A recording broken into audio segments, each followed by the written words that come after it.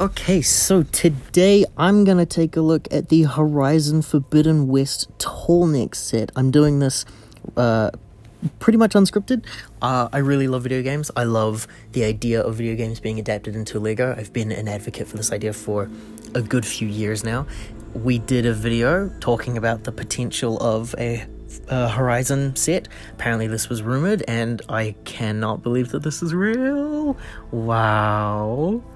So, starting off, this is a really cool display piece. It first comes off like it's a mock build. It looks like it's in the same vein of like the architecture kind of line. It looks like the really cool Statue of Liberty and stuff, like just this nice display that has a base on it, so it's to be taken a bit more seriously than an actual set. It kind of feels like a nice display set of like the Tron Ideas thing. I'm just getting lots of vibes about how like this is one to be taken more seriously, if you know what I mean, rather than like a play set.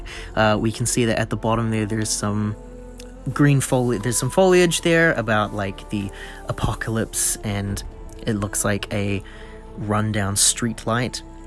It doesn't look like it's got actual working lights. That's very cool though. We also have a Aloy figure and even a mini build for a Watcher. And the Watcher also appears to have a different colored stud on the back of the box, which indicates that we can change it from being hostile to dormant. That's really nice. Aloy looks great. There was a worry that we wouldn't be getting a minifigure with this. I'm glad that we do have her. She doesn't have a cool bow, but she does come with a spear that has a little override. Looks like you build into it like the override function of the spear, which makes sense since climbing the Tallnecks in the game was about overriding them once you get to the top, and even the back of the box demonstrates Aloy there overriding the Tallneck. I really love that little display that it's on. I wonder if the Tallneck is built into it or not. In each of the pictures it seems to kind of just stay standing. It'd be neat if it turns out that maybe its legs can kind of move around freely a little bit. We'll have to wait and see. Studying the build of the Tallneck looks really great. It's a super tall dinosaur. It's all segmented out. That looks terrific. It even has gold pieces all throughout, which is a gameplay indicator to show you what is climbable in the world of Horizon and what isn't, and I think that's really cool. So it's got some gold, those are Harry Potter wand pieces up by the neck, which allows Aloy to climb on those so she can reach the top there. It looks like it has some Technic pieces up at the top as well, just for some extra detailing. Yeah, this is great. This is exactly what I was wanting from the idea of LEGO video game sets. I can't believe it. This opens up the potential for so much.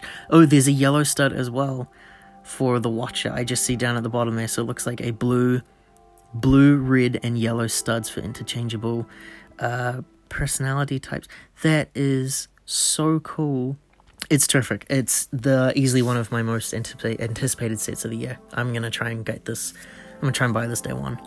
What a PlayStation collab means for LEGO right now is that we could potentially see more of PlayStation's licenses adapted into LEGO sets under this 18+ line.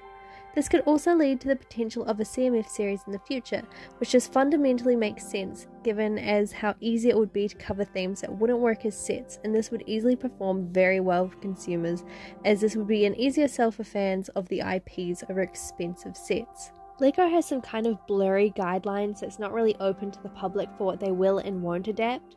On the LEGO Ideas website, we have the clearest statement from LEGO saying that they want to adapt themes that feel they match their core values.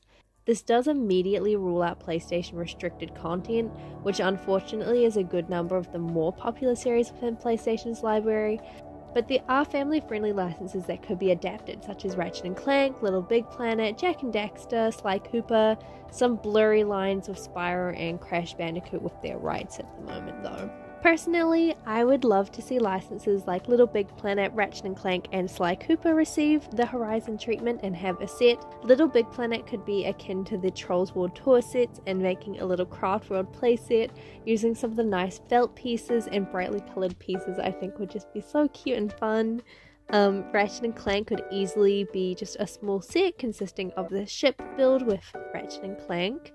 And the Cooper van would also be another nice easy build that could be sold with Sly, Murray and Bentley. Other PlayStation licenses like Gravity Rush, Infamous, Tekken, Final Fantasy, etc. I can see working really well for a CMF series of PlayStation icons rather than just sets individually. The Horizon set appears to be listed under the 18+ line, and while we're yet to see LEGO actually branch out to more adult licenses and IPs, this does expand the potential inclusion of maybe some of the lighter restricted games that would include Uncharted 4, Death Stranding, God of War 4, Ghost of Tsushima, all of PlayStation's most iconic and important series that attained an R13 rating or lower here in New Zealand. That's what we judge this by. We would hope that someday LEGO would make the jump to some more adult themes in the future, but maybe some baby steps are needed first. We ask you, what PlayStation icons would you want to see in LEGO? Do we get full sets? Do you just want a CMF? Do we get a buildable knack? Let us know.